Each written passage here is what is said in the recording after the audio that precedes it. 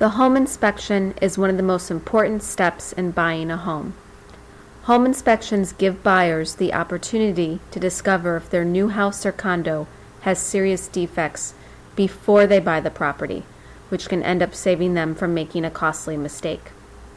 An experienced and knowledgeable inspector will also take the time to educate the home buyer about the property.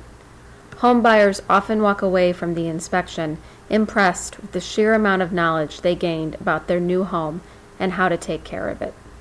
I recently met with James Brock of Boston Home Inspectors in a South Boston home where he took me through each room and demonstrated a typical inspection. A home inspection can last for 2 hours, but here's just a sampling of the kind of thorough and detailed work that Boston Home Inspectors performs. Things that we look for under the sink are to make sure that we don't see any type of rodent droppings. We look to make sure that the holes where the wires and the pipes go through are filled and sealed. Also look to make sure that a dishwasher drain line is properly secured. On the dishwasher, I want to make sure that that stays either secured to the countertop or to the cabinet.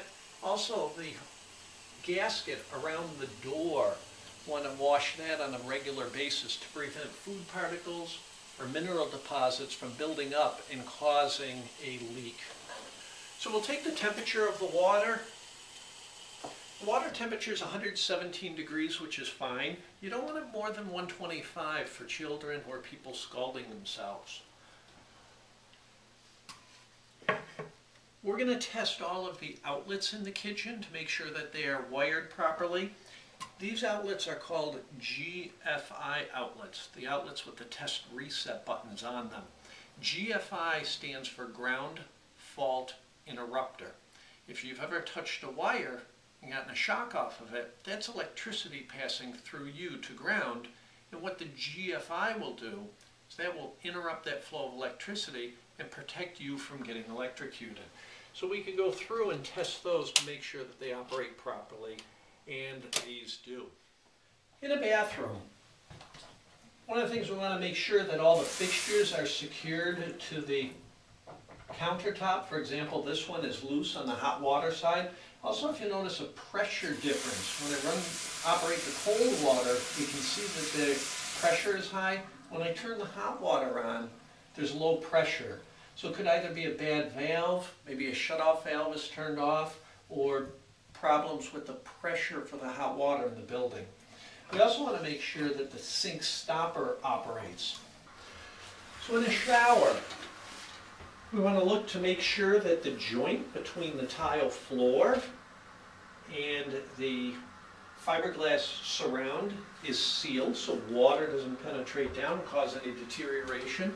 We'll also check the pressure and the water temperature inside the shower. We have a volume, a diverter lever here that operates properly. Also make sure that the grab bar is secure. We'll check the seal around the top for any water that may splash up. Make sure that it doesn't cause deterioration. When inspecting gas fireplaces, as a home inspector, there's not a lot that we can actually look at. We're limited to the space that's typically down below. We can check the condition of the gas lines, the shutoff valve, and the gas control valve, as well as the electrical outlet that's underneath for the fan. Some gas units have a fan, some fireplaces do not, so we can check those. As far as inside, annually, as a homeowner, you should have a company come out and remove the glass, and they clean it and also check the adjustment of the flame. One of the things we look for is to make sure that you do have the correct size wire on the correct size circuit breaker. For example, the thickness of these wires, these are number 12 wires. They're rated for a 20 amp circuit. Down here, these wires are a little bit smaller or thinner. These are rated for a 15 amp circuit. If you notice, this one is even a little bit thicker. That's a number 10 wire rated for 30 amps. So in this particular panel, we do have the correct size wire on the correct size circuit breaker. Since this panel happens to be a sub panel, We want to make sure that all of the neutrals, which are the white wires here, and the grounds are isolated from each other. The main service coming in, this is a 60 amp panel.